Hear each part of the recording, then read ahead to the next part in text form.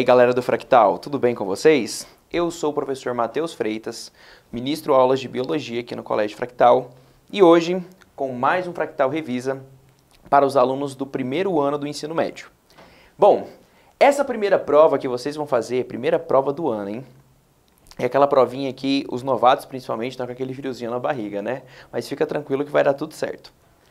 Qual vai ser o conteúdo para essa prova? Bom, vamos falar de organelas, então vai despencar organelas nessa prova. E quando eu falo despencar, é despencar mesmo. Assim, a grande maioria das questões vão ter organelas. E o que a gente vai falar sobre organelas? Principalmente a função delas. Como assim? Ribossomo, qual que é a função do ribossomo? A síntese de proteínas. Qual a função do lisossomo? Lembra lá? Digestão intracelular. Qual a função da mitocôndria? Produção de energia através da respiração celular. E o cloroplasto? Ele é uma organela que realiza a fotossíntese. Por quê? Porque dentro dele vai ter a clorofila. Bom, professor, mas a sua prova geralmente cobra assim? Qual a função do ribossomo? É óbvio que não. Por quê? Porque vocês podem muito mais. É óbvio que todas essas organelas vão estar inseridas em algum contexto. A função de vocês é fazer a leitura, interpretar o texto e, a partir da interpretação, você retirar os conceitos e responder de acordo com o contexto, por favor. Então, vamos supor, caso alguém retire os ribossomos da célula de um animal. Então, eu vou lá e conto uma historinha tal, que um cientista louco veio e retirou todos os ribossomos de um indivíduo. Vamos supor que isso seja possível. Quais serão as consequências para esse indivíduo? A sua resposta tem que estar direcionado àquela situação. Se vocês chegarem na prova e colocarem a síntese de proteína, não respondeu a minha pergunta. Tá certo? Então, muita atenção na interpretação. Bom, a primeira parte, então, vai ser basicamente a organelas. Lembrando mais uma vez, a função delas sempre relacionada a algum contexto. Se você sabe exatamente a função de cada uma delas, já tem metade garantido, porque o restante é só interpretar. Isso vocês fazem desde o fundamental. A segunda parte do conteúdo que vai estar presente na prova de vocês é a diferenciação dos tipos celulares. Como assim? Quais são as características de uma célula animal? Ela é uma célula eucarionte. Ela não possui parede celular. Então, se eu sei as características da célula animal, obviamente, eu sei diferenciar ela de uma célula vegetal. Então, célula vegetal possui cloroplasto. Olha aqui, ó, caindo organela. Então, eu posso fazer uma conexão entre esses conteúdos. Célula animal tem centríolo. Centríolo é mais uma organela importante. Vou até colocar aqui, ó, para não dizer que eu não falei das flores. Então, centríolo. Aquele aluno que prestou bastante atenção na minha aula, pegou o material, deu uma revisada, sabe que o centríolo é uma organela importantíssima para a divisão celular e também para a movimentação de cílios e flagelos. Professor, como que você vai enfiar centríolo em um contexto? Nossa, tem tantas possibilidades. Por exemplo, se o centríolo está relacionado com a movimentação de cílios e flagelos, um homem que tem problema no centríolo, ele muito provavelmente não vai conseguir ter filhos. Porque como que o espermatozoide vai conseguir nadar até o óvulo? Pegou a ideia? Bom, então, saber diferenciar uma célula animal de uma célula vegetal é de suma importância. Lembrando que aquelas células que são eucariontes são aquelas que possuem núcleo. Célula animal e célula vegetal são eucariontes. O único indivíduo que vai ter uma célula procarionte, ou seja, que não possui núcleo, vão ser as bactérias, tá bom? Coloque isso na cabeça de vocês. Para finalizar, nós precisamos entender o que é o método científico. Isso daqui é algo muito importante, ainda mais nesse atual momento que a gente vive. Da onde que vem a ciência? Primeiro, temos que fazer uma observação. Observação dos fenômenos da natureza. Aí vem a pergunta, por que isso acontece? A partir disso, temos o levantamento de hipóteses. Essas hipóteses precisam, né, passar por uma experimentação.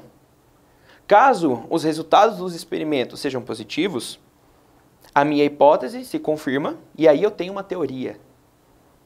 Se eu quero refutar uma teoria, o que eu preciso fazer? Dar só uma opinião? É claro que não. Você pode refutar qualquer teoria, desde que você siga um método científico da mesma forma que ele fez, só que refutando aquela teoria, simples assim. Tudo bem? Da onde que vem esse método científico? Ó, lá dos antepassados, lá daqueles filósofos. Nós temos, por exemplo, gregos que tinham aquela percepção mais na teoria.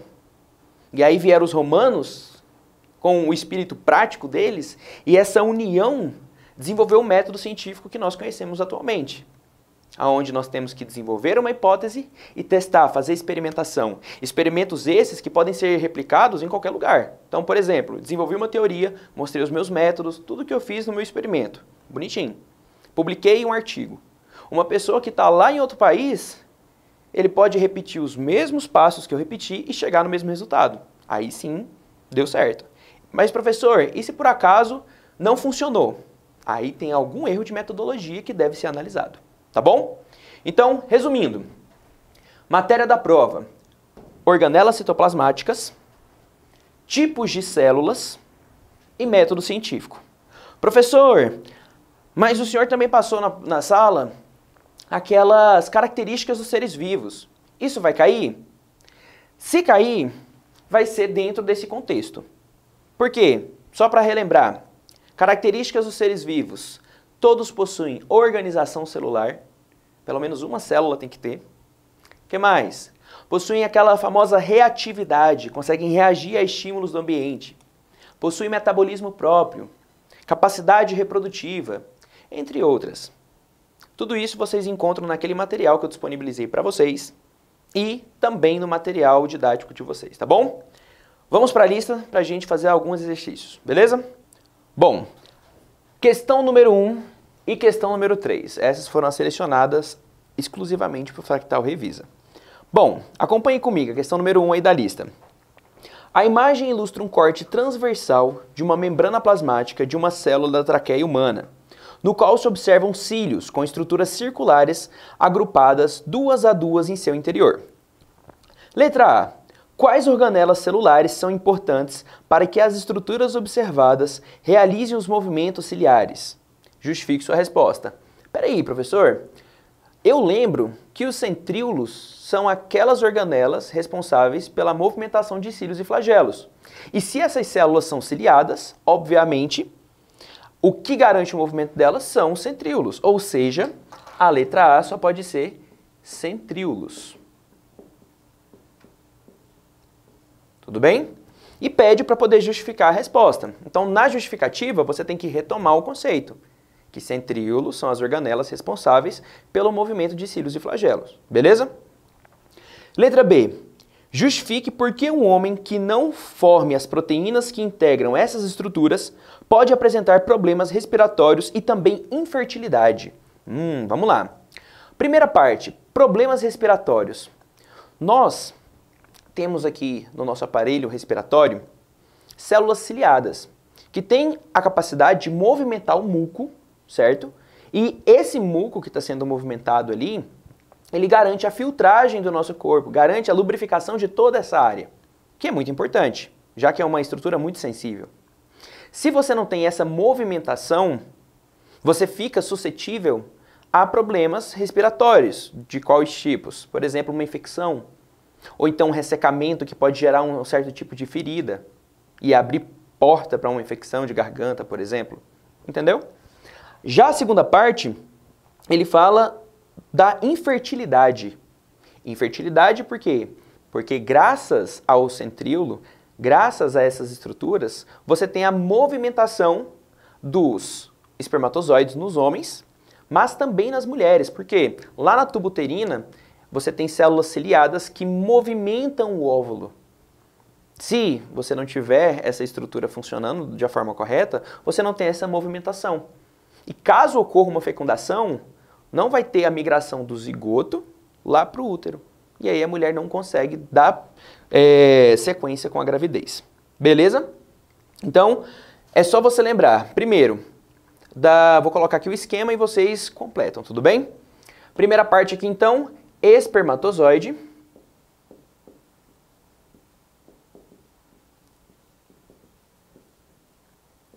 E tuba uterina.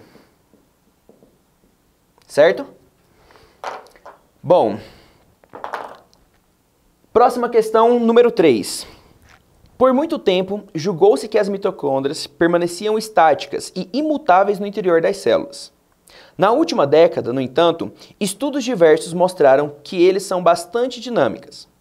As mitocôndrias podem se fundir umas com as outras e gerar mitocôndrias maiores e mais alongadas.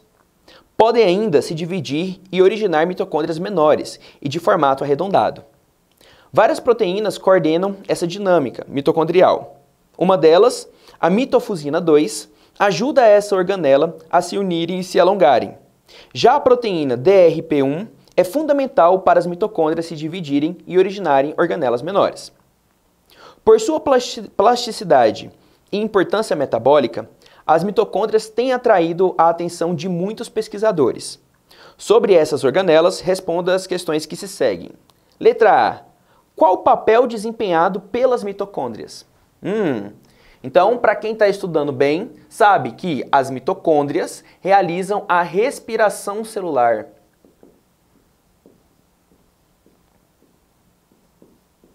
E a respiração celular vai dar origem ao quê? A energia.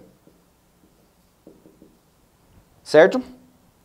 A letra B já diz o seguinte: a variação das mitocôndrias quanto à forma, ao tamanho e ao número por tipo celular se deve a quais fatores?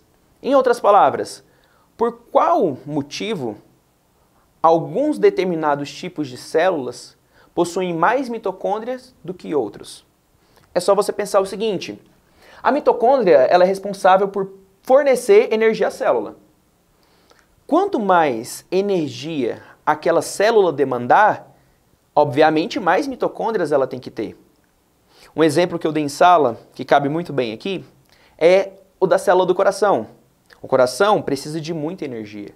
Então nós vamos encontrar muitas mitocôndrias ali, quando comparado com outro tipo de célula. Por exemplo, a célula do nosso tecido epitelial. Tudo bem? Então, a quantidade de mitocôndrias vai ser proporcional ao gasto energético daquele tipo de célula. Tudo bem? Não se esqueçam de ir no plantão de dúvidas, caso tenham, mas é sempre bom ir lá para poder tirar dúvida, ou então, pelo menos ouvir os colegas, caso ele tenha alguma dúvida que você ainda não sabia que tinha, é a hora de tirar. Espero que vocês saiam muito bem na prova e até a próxima. Valeu!